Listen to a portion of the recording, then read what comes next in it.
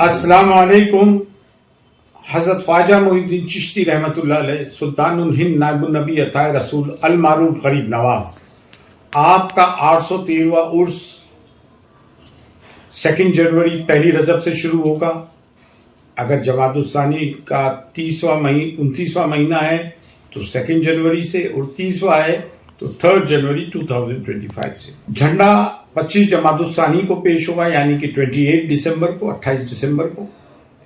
اور اس دن سے جو ہے آستان اقدس کی جو 12 مہینے جو خدمت و رسومات کے ٹائم ہوتے ہیں، وقت ہوتا ہے، وہ بدل جاتا ہے. جو دن کو 3 بجے کی رسومات خدمت ہوتی ہے مزار اقدس پر، وہ چینج ہو جاتی ہے، اور اس کے بدلے شام کو خدمت ہوتی ہے بعد نماز مغرب. 28 جمادی الثانی کو جو سال بھر مزار اقدس پہ خدام خواجہ گدی نشین جو صندل پیش کرتے ہیں، وہ سال بھر کا صندل 28 جمادی الثانی کو اتارا جاتا ہے، بذریعہ خدام خواجہ گدی نشین اتارتے ہیں اور زائرین خواجہ میں، عقیدت مندان خواجہ میں تقسیم کرتے ہیں. یہ آپ کے 31 دسمبر کا ہوگا. اور 1 جنوری یعنی کہ 29 جمادی الثانی کو چاند رات کو ایک بہت ہی قدیمی رسم ہوتی ہے. حضور غریب نواز کے جانشین بابا قطب الدین بختیار کاکی رحمۃ اللہ علیہ، جن کے جانشین بابا فرید تھے، اور ان کے جانشین حضرت نظام الدین اولیاء، حضرت علاء الدین صاحب علی کلیری اور صابر کلیری رحمۃ اللہ علیہ، اور حضرت نصر الدین چراغ پہلوی رحمۃ اللہ علیہ تھے.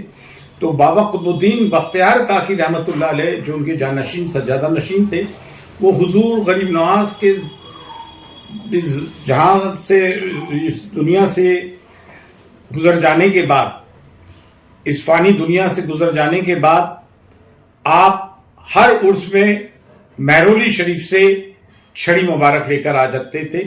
اور 6 رجب کو حضور غریب نواز کا وصال ہوا تھا. آپ کے پیشانی اقدس پہ لکھا تھا، حاذا حبیب اللہ ماتا فی حب اللہ، اللہ کا حبیب، اللہ کا دوست، اللہ کی محبت میں رخصت ہوا.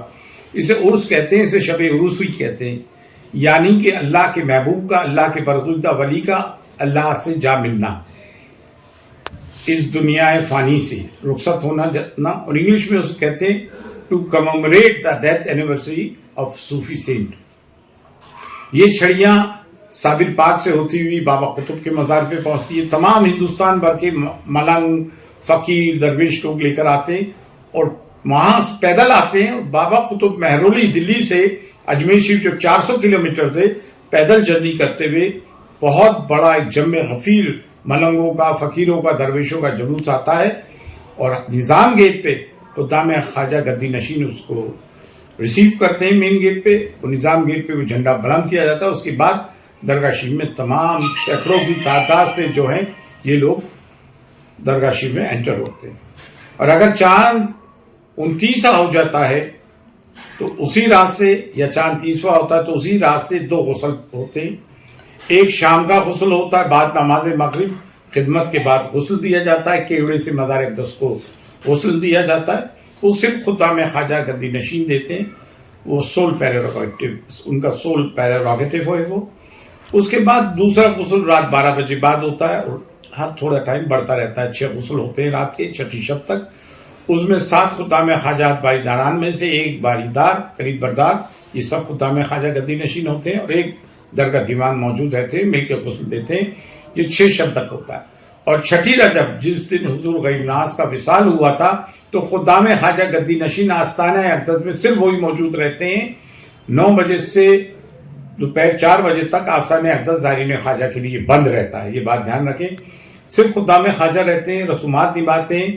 اس میں شجرہ طریقت یعنی اسپریچول جینیالوجی چشتیہ سلسلے کی پڑھی جاتی ہے حضور غریب نواز کی.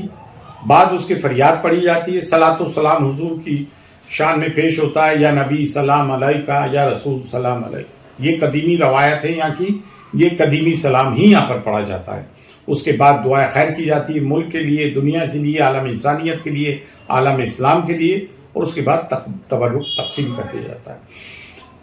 اسے چھوٹا کل کہتے ہیں. بڑا کل 9 رجب کو ہوتا ہے. صبح 9 بجے خدام خواجہ حضور غریب نواز مزار اقدس کا غسل دیتے ہیں کیوڑے سے، گلاب جل سے، اور درگاہ شریف زائرین خواجہ پانی سے دھوتے ہیں. اور اسی کے ساتھ 9 رجب کو صبح 9 بجے عرس اختتام پذیر ہو جاتا ہے، عرس کا سماپن ہو جاتا ہے. عرس کنکلوڈ ہو جاتا ہے. اسے عرس کہتے ہیں. 813واں عرس تمام زائرین خواجہ اور عقیدت مندان خواجہ کے لیے بہت بہت مبارک ہو. یہاں ہر دھرم، جاتی، سمودائے، نیشنلٹیز، واک آف لائف، ہر ڈینومینیشن کے لوگ یہاں آتے ہیں، ہر مذہب کے لوگ. اور اللہ تعالیٰ ان کے وسیلے سے، ان کی دعاؤں سے لوگوں کی حاجت پوری کرتے ہیں. پرکیف ماحول رہتا ہے. یہاں امن و امان ہے.